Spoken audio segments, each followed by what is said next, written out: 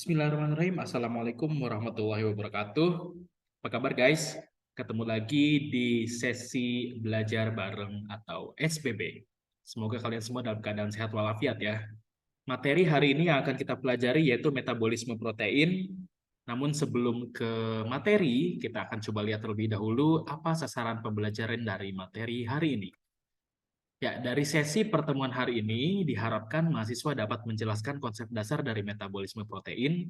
Kemudian kalian juga diharapkan bisa paham terkait beberapa fungsi enzim yang terlibat dalam metabolisme protein. Kemudian yang terakhir mungkin kita akan kaji beberapa kelainan metabolisme protein serta akibatnya ya. Ini yang diharapkan mungkin dari tujuan pembelajaran hari ini. Nah, metabolisme protein sendiri sebetulnya sebelum ke situ kita coba lihat dulu ya protein dalam tubuh itu seperti apa. Setelah kita pelajari di sesi sebelumnya terkait asam amino dan protein, di bab kali ini kita lebih jauh lagi ya terkait metabolismenya. Pertama, protein di dalam tubuh itu sifatnya normal ya, artinya asupan nitrogen akan sama dengan jumlah nitrogen yang diekskresikan oleh tubuh.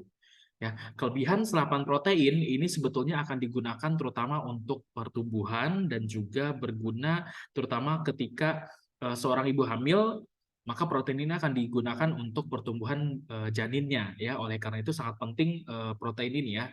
Kemudian apabila kekurangan serapan protein, otomatis biasanya akan berpengaruh terhadap metabolisme dan dalam tubuh karena kekurangan serapan protein menyebabkan kurangnya nutrisi bagi pertumbuhan ya. Oleh karena itu harus kita perhatikan ya bahwa tubuh kita harus cukup protein karena fungsinya sangat banyak ya, sudah kita bahas di pertemuan sebelumnya bahwa setidaknya ada 7 fungsi protein ya. Di antaranya untuk membantu pergerakan tubuh, menjaga struktur, kemudian fungsi pengendalian ya. Ada banyak sekali fungsi protein, sehingga asupannya harus betul-betul kita perhatikan, jangan sampai mengalami kekurangan. Ya, kalau kekurangan bisa saja terjadi nanti penyakit seperti marasmus atau mungkin busung lapar ya, ada banyak sekali. Kemudian kalau berlebih itu juga sebetulnya akan ada dampak tersendiri ya, nanti akan kita pelajari di akhir sesi hari ini. Kemudian perlu dicatat bahwa metabolisme protein ini hasil lahirnya yaitu urea ya. Jadi jangan sampai tertukar dengan senyawa yang lain ya. Nah, protein sendiri dalam tubuh ketika dalam bentuk asupan masuk ke dalam tubuh ya melalui pencernaan itu semua akan di breakdown ya. Enzim yang membreakdown kita kenal dengan istilah protease atau peptidase. Ini golongan enzim utamanya ya, kita kenal dengan istilah protease. Fungsinya yaitu memecah protein menjadi asam-asam amino penyusunnya ya. Kita sudah belajar sebelumnya bahwa rantai protein atau rantai polipeptida itu akan diputus ya untuk menjadi asam-asam amino yang pada akhirnya akan digunakan oleh tubuh dalam berbagai fungsi-fungsinya ya. Kemudian asam amino di dalam tubuh nanti akan diregulasi agar level dalam tubuh tetap seimbang ya. Baik dari jumlah yang masuk, kemudian yang nanti akan disimpan, kemudian yang akan diekspresikan juga ya. Jadi jumlahnya diusahakan akan seimbang oleh tubuh ya. Kemudian dalam proses metabolisme ini ada 2 organ yang paling berperan penting ya. Yang pertama itu otot ya, di mana asam amino bebas ini sebetulnya asalnya dari otot nanti ya, kita akan lihat prosesnya. Kemudian siklus metabolismenya sendiri utamanya terjadi di hati ya, di mana tadi dihasilkan produk urea sebagai produk akhir dari metabolisme protein. Nah, kalau kita mengkonsumsi makanan ya di dalamnya mengandung protein, maka pasca absorpsi makanan itu diharapkan dihasilkan asam amino bebas ya. Nah, asam amino bebas ini yang paling banyak akan kita pelajari itu alanin dan glutamin ya. Di mana nanti kedua asam amino ini dilepaskan oleh otot untuk menuju ke sistem sirkulasi ya. Alanin nanti utamanya akan diambil oleh hati, kemudian glutamin nanti akan diambil oleh usus dan ginjal. Nanti kita akan lihat bagannya ya, diagramnya. Kemudian alanin ini dia merupakan kunci utama dari gluconeogenesis dari asam amino ya. Gluconeogenesis prosesnya sudah teman-teman pelajari ya di bab karbohidrat.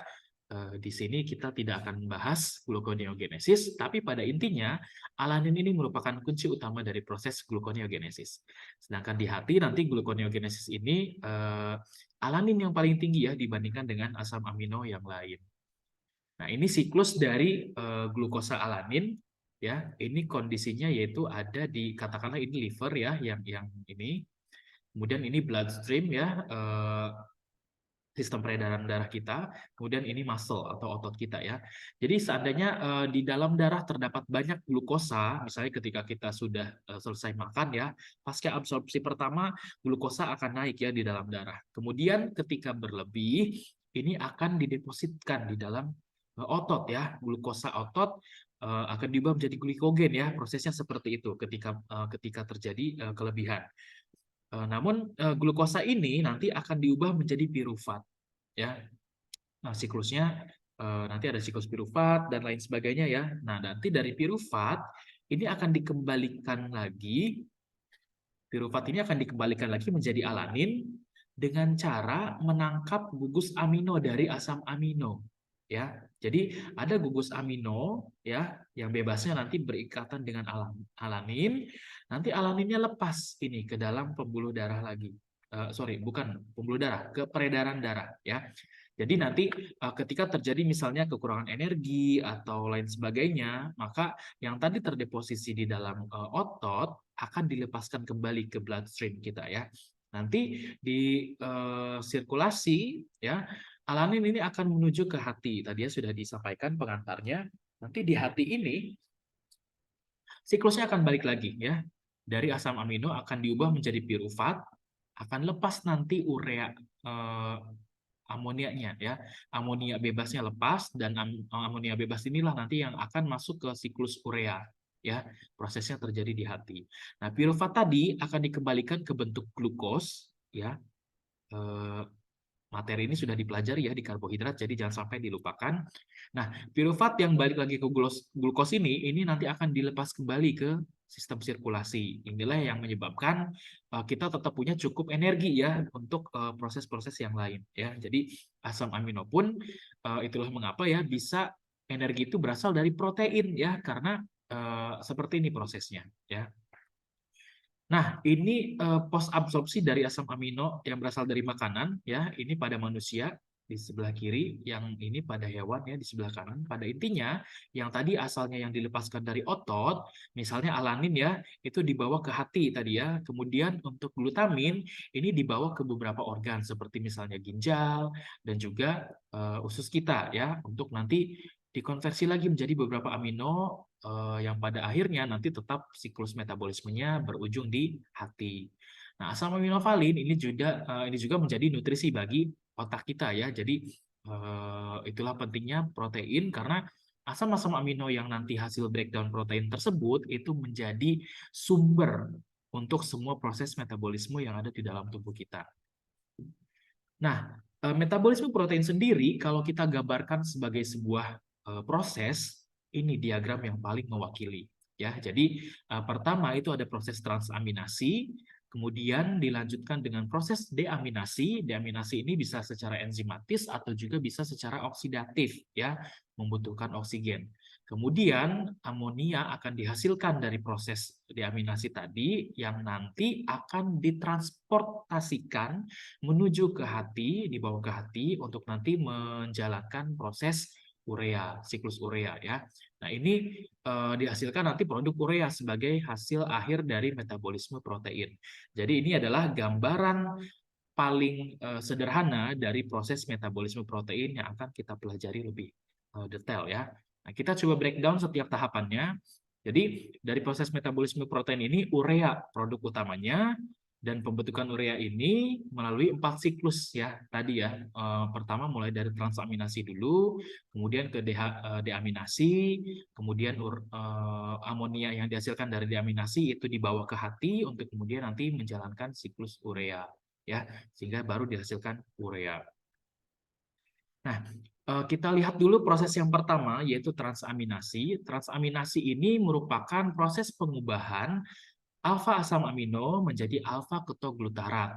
ya. Contoh yang di sini yang digambar di sebelah kanan ini membentuk glutamat ya. Ini contohnya ya. Anggaplah ini glutamat ya. R-nya kalian harus sudah hafal ya untuk glutamat seperti apa ya. Ada kelebihan gugus karboksil betul. Ya, ini reaksinya reversible ya teman-teman. Reaksi reversible ini tadi ya antara alfa asam amino menjadi alfa ketoglutarat. Alfa ketoglutarat ini terdapat dua gugus karbonil ya. Ada dua karbon yang berikatan ganda dengan oksigen ya. Ini ciri khas dari keto ya, alfa ketoglutarat. Nah, reaksinya ini reversible, namun reaksi transaminasi ini tidak terjadi pada lisin, treonin, prolin, dan hidroksiprolin. Ya, selain yang 4 ini, itu bisa menjalani proses transaminasi. Ini transaminasi ya, mohon maaf. Nah, kemudian setelah proses transaminasi tadi, ya kesetimbangan antara asam amino dengan alfa keto ya. Nah, ini ada kemudian transdeaminasi ya, atau kita kenal dengan istilah deaminasi. Deaminasi ini D itu artinya lepas atau putus atau hilang. Aminasi itu ya amina ya. Jadi proses deaminasi itu proses pemutusan atau pelepasan amina. Dalam hal ini adalah amonia, gugus amonia di sini ya. Nah, gambar yang di atas ini terjadi perubahan glutamat menjadi alfa ketoglutarat ya. Di sini ada dibantu oleh NADP dan menghasilkan atau melepaskan di sini amonia ya. Amonianya atau NH3-nya lepas. Nah, proses yang di atas ini dibantu oleh enzim ya. Oleh karena itu di sini bisa langsung terjadi ya. Enzim kan salah satunya fungsinya sebagai katalis, mempercepat reaksi. Nah, reaksi yang di atas ini sifatnya lebih cepat dibanding reaksi yang di bawah ya. Yang di atas ini secara enzimatis dibantu oleh enzim GDH ya, glutamat dehidrogenase. Ya, jadi fungsinya untuk deaminasi ini salah satunya dari GDH ya, fungsinya itu. Kemudian proses lain ini deaminasi oksidatif, yaitu proses deaminasi tadi dengan bantuan oksigen. Ya, di sini ada konversi nitrogen dari asam amino menjadi amonia bebas sebetulnya ya. Ini bukan urea bebas tapi amonia bebas. Nah, ini coba kita perhatikan ini asam aminonya. Kemudian dengan bantuan enzim asam amino oksidase ya, ini dioksidasi dengan bantuan flavin. Flavin ini vitamin B ya. Jadi dari amino akan menjadi imino. Imino ini bentuk antara ya, bentuk antara dari asam amino dan alfa keto ya. Sudah mulai terbentuk ikatan rangkap di sini ya kalau teman-teman perhatikan ya. Jadi yang dikurung siku ini produk antara sebetulnya ya. Jadi belum selesai proses reaksinya. Nah, alpha amino acid ini ya, ini dibantu dengan molekul air ya, barulah menjadi alfa keto, asam alfa keto. Tadi contohnya alfa keto glutarat begitu ya, kalau asalnya glutamat. Nah, di sini asam alfa keto. Nah, proses pengubahan amino menjadi alfa keto ini yang dibantu air tadi, ini melepaskan produk amonia bebas ya. Nah, amonia bebas ini racun ya, sehingga harus dibawa keluar tubuh ya dengan mekanisme yang akan kita bahas kemudian. Nah, flavin ini bisa membantu proses pengubahan amino menjadi imino dengan bantuan oksigen ya. Tadi vitamin B tadi dan enzim amino acid oksidase ini bekerja dengan adanya bantuan dari oksigen juga ya. Prosesnya bisa berjalan dengan adanya oksigen. Oleh karena itulah namanya jadi deaminasi oksidatif karena menjalankan proses oksidasi ini dengan bantuan oksigen ya. Lain halnya dengan yang atas ini dengan enzim GDH ya. Jadi prosesnya bisa langsung ya karena salah satu fungsi enzim diantaranya mengubah reaksi yang tidak mungkin menjadi mungkin ya. Itu salah satunya ya. Yang tadinya lambat bisa menjadi cepat, itu fungsi enzim. Makanya kita kenal istilahnya katalisator begitu ya. Nah, kalau di proses yang bawah ini sifatnya oksidatif dibantu oksigen. Oleh karena itu, ketika sudah membantu proses yang atas ini, dihasilkanlah H2O2 atau hidrogen peroksida. Hidrogen peroksida ini juga racun bagi sel kita ya, sehingga harus dikeluarkan. Ya, alhamdulillah, subhanallah, Allah menciptakan di dalam tubuh kita ini ada enzim katalase. Apa fungsinya enzim katalase? Fungsi dari enzim katalase ini adalah membreakdown, memecah peroksida yang terbentuk, ya, peroksida ini kan racun tadi ya. Jadi peroksida yang terbentuk ini dengan bantuan enzim katalase akan diubah menjadi molekul H2O dan juga oksigen kembali. Subhanallah ya, prosesnya Allah maha baik sekali ya, menciptakan proses yang sedemikian hebat. Racun yang ada di dalam tubuh ya, ada prosesnya sendiri ya untuk diurai ya, dan hasil penguraiannya adalah molekul-molekul yang masih berguna untuk metabolisme kita ya. H2O kan dipakai lagi nih misalnya untuk pengubahan imino menjadi keto ya, butuh H2O. Kemudian oksigen ya sama, ini dipakai juga untuk proses deaminasi oksidatif, termasuk respirasi seluler dan lain sebagainya. Jadi kita harus bersyukur ya, karena Allah sudah menciptakan proses yang luar biasa ini. Balik lagi ke materi ya, di sini dihasilkan amonia bebas ya, sehingga ini harus dibawa ya. Nah, proses ini akan lanjut ke tahap berikutnya ya, ke transport amonia. Artinya amonia yang dihasilkan dari proses deaminasi tadi itu harus dibawa ya untuk diubah menjadi molekul yang lain yang tidak lebih beracun dibanding amonia ya. Nah, amonia ini diangkut keluar dari sel dan dibawa nanti ke sel hati ya. Tapi amonia bebas ini juga ini bisa dikonversi menjadi asam amino yang lain ya. Kita kenal dengan istilah konversi asam amino ya. Ini contohnya ada dua diagram yang saya sertakan. Yang pertama ini glutamat ya di atas. Glutamat tadi punya karboksil lebih ya, makanya sifatnya asam glutamat. Nah, ini kalau dari glutamat, ini kan asam amino ya. Nah, glutamat ini dengan bantuan ATP dan juga amonia bebas tadi ya, yang lebih tadi, ini bisa digunakan untuk mengkonversi glutamat menjadi glutamin dengan bantuan enzim glutamin sintetase. Setiap enzim yang akhirannya sintetase itu biasanya digunakan untuk mensintesis molekul tertentu ya, untuk membuat senyawa tertentu sesuai namanya. Karena ini namanya glutamin sintetase, artinya senyawa yang terbentuk nanti adalah glutamin. Mudahnya seperti itu ya untuk menghafalnya. Nah, ini hasilnya glutamin. Nah, ini yang diwarnain blok warna biru itu adalah asalnya dari amonia yang tadi ya, yang bebas tadi. Nempellah ke sini. Ya, jadilah glutamin. Ya. Nah, proses ini pun bisa sebaliknya ya, glutamin ya kan pasti akan menjalani lagi proses yang di awal tadi ya, pencernaan asam amino ya, dimanfaatkan oleh tubuh kita. Nah, glutamin ya pasti dengan bantuan air ya akan lepas lagi kan molekul amoniaknya ya, dan glutaminnya akan balik lagi jadi glutamat. Nah, ini prosesnya dengan bantuan enzim glutaminase.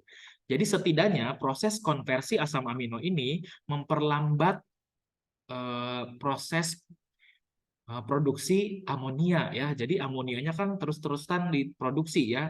Dengan adanya proses konversi ini, setidaknya racun akibat amonia terlalu menumpuk itu bisa berkurang ya, tertolong oleh adanya proses konversi ini. Subhanallah lagi ya, Allah menciptakan hal yang seperti ini ya. Artinya tubuh kita didesain sangat luar biasa sekali oleh Maha Pencipta ya.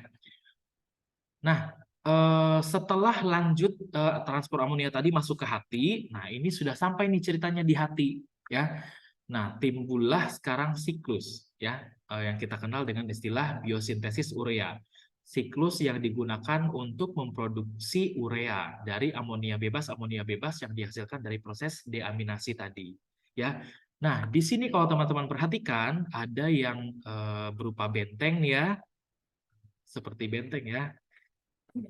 Nah, ini merupakan mitokondria, ya. Ini mitokondria. Jadi proses yang terjadi di dalam sini, reaksi nomor 1 dan reaksi nomor 2, ini terjadi di matriks mitokondria. Kemudian di luar tembok tadi, ya, di luar dinding yang ini adalah sitosol, ya. Jadi di dalam sel ini mitokondrianya, ini cairan selnya ya. Jadi reaksi nomor 1 dan 2 terjadi di matriks mitokondria. Kemudian reaksi nomor 3, 4, dan 5 ini terjadi di luar mitokondria, yaitu di dalam cairan sel ya, di sitosol. Nah, ini gambaran molekul urea Jadi setiap molekul urea itu ada 2 gugus NH2 ya.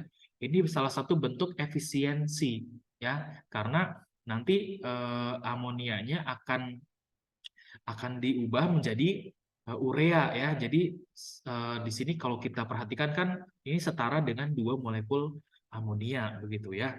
Tapi kita coba lihat prosesnya terlebih dahulu ya. Amonia bebas tadi akan masuk ke dalam matriks mitokondria juga bersamaan dengan CO2 dari hasil respirasi seluler ya. Itu kita pertemukan ya dengan bantuan ATP dan molekul air serta enzim karbamoil fosfat sintetase, ini sintetase ya, mohon maaf. Nah, ini akan diubah menjadi karbamoil fosfat.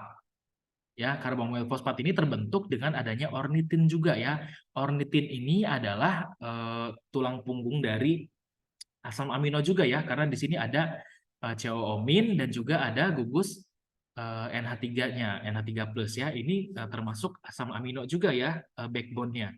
Nah, jadi CO2 ditambah amonia, ditambah ornitin dengan bantuan ATP, molekul air dan enzim karbamoil fosfat sintetase ya. Kemudian di sini ada karbamoil fosfat ya, CAP. Ini nanti keluar molekulnya jadi sitrulin ya. Jadi ornitin ini akan diubah menjadi sitrulin ya.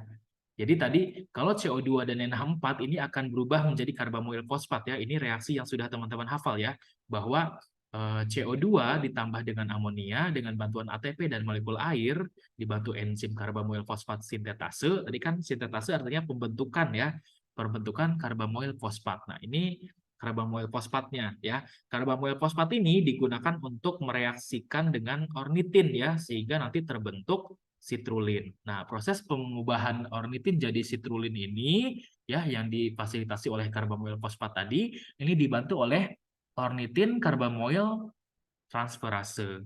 Ya, artinya ornitin dan karbamoil ini ditransferkan keluarlah dari matriks mitokondria.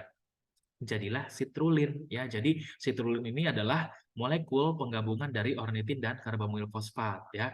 Fosfatnya nanti akan lepas ya, karena fosfat kan untuk bahan energi juga nanti ya. Nah, ini sitrulin sudah keluar ke sitosol. Kemudian di sitosol ya, sitrulin ini nanti akan bertemu dengan aspartat ya, asam amino yang kita dapatkan ya dari breakdown protein. Aspartat dengan sitrulin dengan bantuan ATP dan juga difasilitasi oleh enzim argininosuksinat sintase, ini jadilah argininosuksinat ya.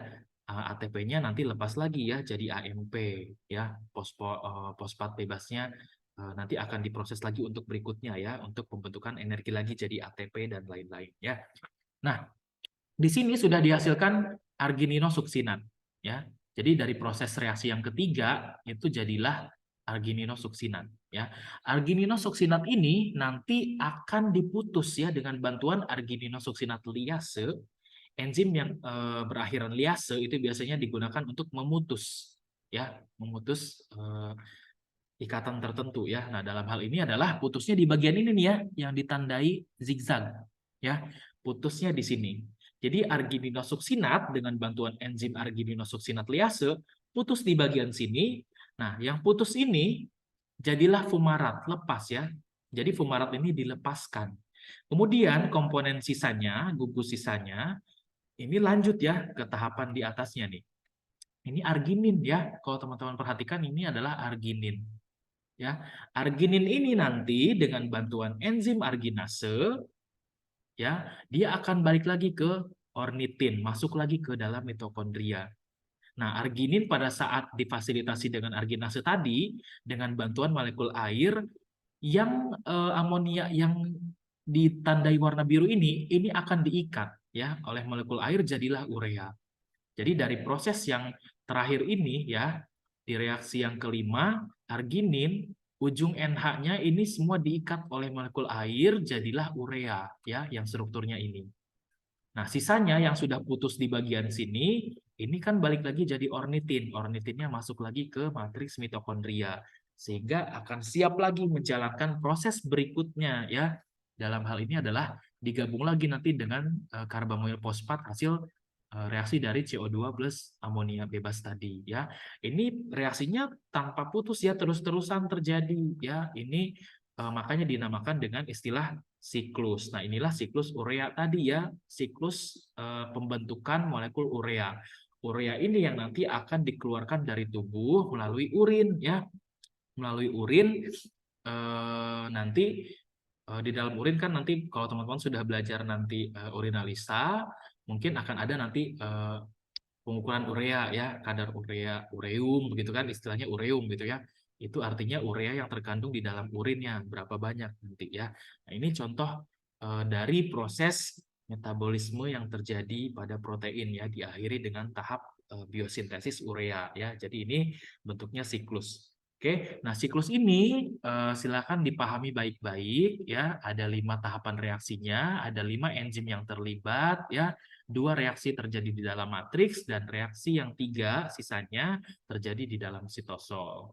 Oke, ya diperhatikan baik-baik ya enzim apa saja yang digunakan, di tahap yang mana, apakah ada hasil sisa dan lain sebagainya, ini silakan dipahami. Oke, mungkin cukup sekian di pertemuan metabolisme protein, singkat saja ya, tidak saya bahas terlalu detail supaya teman-teman bisa mencari literatur tambahan untuk mendukung penjelasan yang saya sampaikan hari ini. Juga untuk kelainan metabolisme protein bisa dicari oleh teman-teman secara mandiri ya. Silakan nanti dicari kelainan metabolisme protein itu apa saja ya untuk melengkapi pemahaman teman-teman terkait pertemuan hari ini yaitu metabolisme protein. Oke, sekian dari saya. Mohon maaf bila ada kekurangan. Semoga pertemuan hari ini memberikan manfaat untuk teman-teman semuanya. Billahi taufik wal hidayah. Wassalamualaikum warahmatullahi wabarakatuh. Sampai jumpa di SBB berikutnya ya, di sesi belajar bareng berikutnya.